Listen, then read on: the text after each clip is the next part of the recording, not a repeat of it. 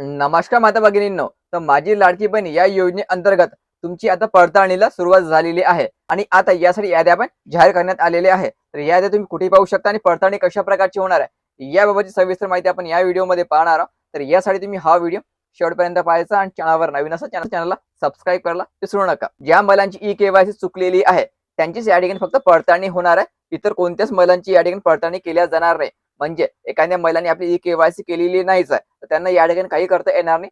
फक्त ज्या महिलांची ई-के-वाय-सी चुकलेली आहे त्यांचीच पडताळणी या ठिकाणी केल्या जाणार आहे. तर बघा ही पडताळणी कशा प्रकारची होणार आहे, तुम्हाला या ठिकाणी कोणता फॉर्म भरून द्यावा लागणार आहे आणि तुम्हाला कोणकोणते डॉक्युमेंट या ठिकाणी लागणार आहे. तर बघा महिलांनो, प्रत्येक कलेक्टर ऑफिसला माहिती पाठवण्यात आलेली आहे. तर यामध्ये बघा, लाभ बंद झालेल्या महिलांना अंगणवाडी सेविकेकडे कागदपत्र सादर करावे लागणार आहे.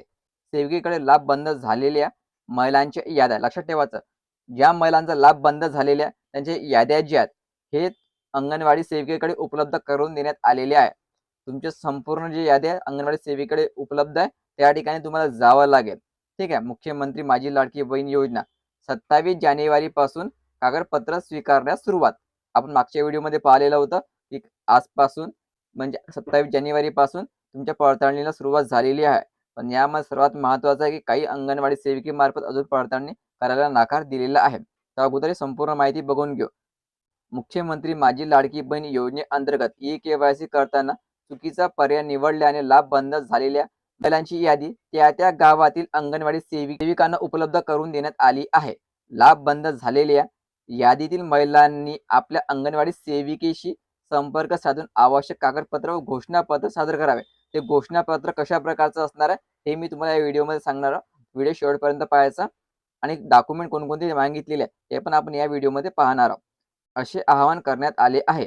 मुख्यमंत्री माझी लाडकी बहीण या महत्त्वाकांक्षी योजनेची प्रभावी अंमलबजावणी राज्यात करण्यात येत आहे. योजनेअंतर्गत पात्र लाभार्थी महिलेला आर्थिक लाभ देण्यासाठी पात्रता अपात्रतेची निकष निश्चित करण्यात आले आहे. योजनेतील पात्र लाभार्थी महिलेला आधार संलग्न बँक खात्यात थेट लाभ हस्तांतरद्वारे दरमहा आर्थिक लाभाची रक्कम अदा करण्यात येते. ठीक आहे. आता हे आपल्याला माहीतच आहे. तर डिसेंबर महिन्याअखेर योजनेच्या लाभार्थ्याकडून ई-के-वाय-सी प्रक्रिया करण्यात आली आहे.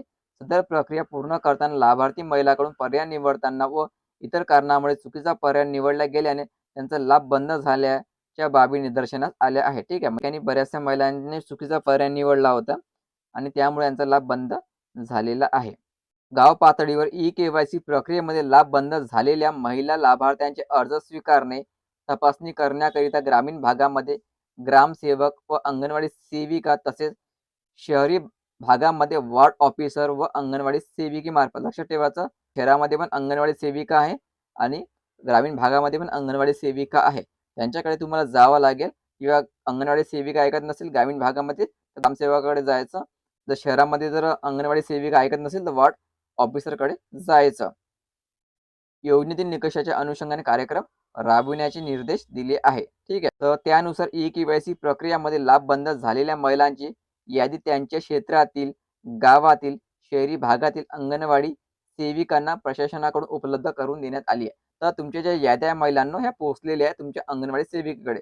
तुम्ही ज्या अंगणवाडी सेविका अंतर्गत तुमच्या अंगणवाडी क्षेत्राअंतर्गत रहिवाशी येत असाल त्या क्षेत्रात तुम्हाला तुमच्या याद्या मिळून जाईल आणि तुमचं नाव आहे का त्यामध्ये ते चेक करायचं. अंगणवाडी सेविकाशी संपर्क साधून आवश्यक कागदपत्रे स्वघोषणापत्र सादर करावे. महिलांनी तातडीने माहिती सादर केल्यास शासनास लवकरात लवकर माहिती सादर करता येईल असे जिल्हा महिला बालविकास अधिकाऱ्यांनी सांगितले. जेवढ्या लवकर तुम्ही आपली माहिती सादर कराल त्या ठिकाणी तेवढ्या लवकर तुमची योजना या ठिकाणी सुरू होण्याची शक्यता जास्तीत जास्त आहे. आता बघा महिलांनो, हे स्वघोषणाचे पत्र आहे हे तुम्हाला अंगणवाडी सेविकेकडे जवळ भरून द्यावं लागेल. प्रत्येक अंगणवाडी सेविकेकडे हे स्वघोषणापत्र आहे तुम्हाला त्या ठिकाणी प्राप्त होऊन जाईल. तर बघा यामध्ये काय म्हटलेलं आहे तर माझ्या कुटुंबात म्हणजेच माझे पती किंवा मी स्वतः तसेच माझा अविवाहित मुलगा, अविवाहित मुलगी शासकीय नोकरीवर नाही व कोणत्याही प्रकारचे शासकीय पेन्शन मिळत नाही असे मी शपथेने लिहून देते. म्हणजे या ठिकाणी कुटुंबाची माहिती सांगितलेली आहे. तुमचा पती, तुमचे वडील किंवा मुलगा मुलगी कोणीही शासकीय नोकरीवर नाही आहे किंवा आम्ही पेन्शन वगैरे घेत नाही आहे असे मी शपथेने लिहून देते. म्हणजे तुम्हाला स्वघोषणापत्र लिहून द्यावं लागेल त्या ठिकाणी.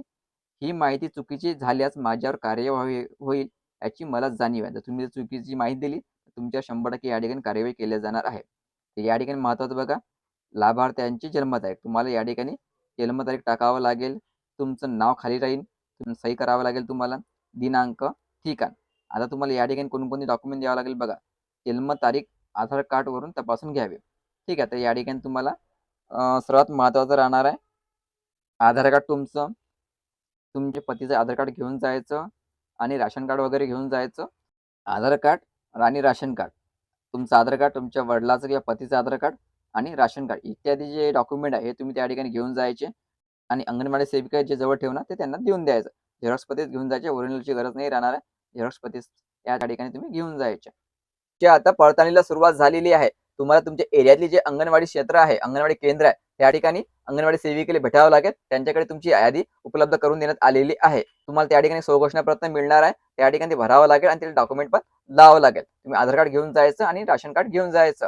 ठीक आहे. नवऱ्याचं आणि पतीचं पण आधार कार्ड तुम्ही त्या ठिकाणी घेऊन जाऊ शकता. त्यांना जे गरज वाटणार आहे ते डॉक्युमेंट ते त्या ठिकाणी जमा करणार आहे. ठीक आहे. तर व्हिडिओ खूप महत्त्वाचा. जास्तीत जास्त महिलांपर्यंत हा व्हिडिओ शेअर करा आणि पुढील अपडेटसाठी चॅनलला सबस्क्राईब करायला विसरू नका. धन्यवाद.